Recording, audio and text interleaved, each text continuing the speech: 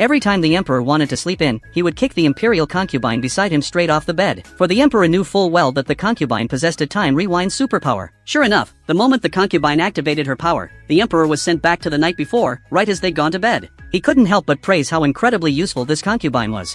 When the servants came to rouse the emperor from bed the next morning, the sleep-deprived emperor kicked the concubine off the bed yet again. This cycle repeated until the concubine had been kicked off the bed 10 times, and only then did the emperor get up, fully satisfied. But the concubine was left in agonizing pain, her lower back throbbing from the repeated brutal impacts. That night, the emperor planned to repeat the same trick, so he made a point of going to the concubine's chambers to sleep. But the concubine had caught a bad cold from being left on the cold floor the day before, and tried to persuade the emperor to leave. Little did she expect, the emperor tried to seduce her into agreeing with his good looks.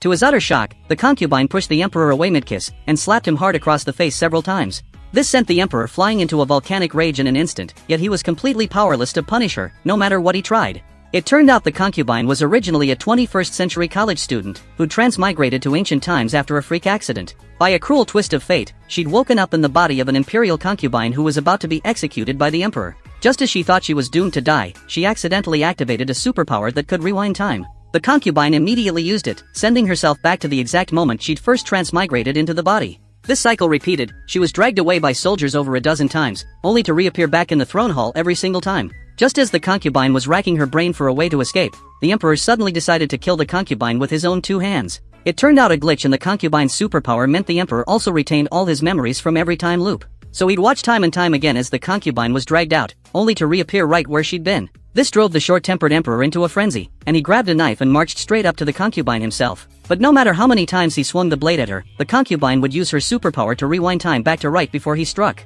After 88 failed attempts to harm her, the emperor finally gave up. He ordered his men to lock the concubine in a sealed chamber, planning to starve her to death. But this was completely useless against a woman with a time rewind superpower. By rewinding time over and over, she eventually made her way straight to the imperial kitchen. But just as the concubine was gorging herself on delicious food, the emperor stared in despair at all the memorials he'd finished reviewing, now completely reverted to their unread state. In a last-ditch effort, he immediately ordered every single person in the imperial palace to pretend they couldn't see the concubine. But this made the concubine mistakenly believe she'd awakened a new invisibility superpower. So she swaggered straight into the main throne hall, and humiliated the emperor right in front of all his court officials. Staring at the smug, triumphant concubine, the emperor felt like he was about to drop dead from sheer rage.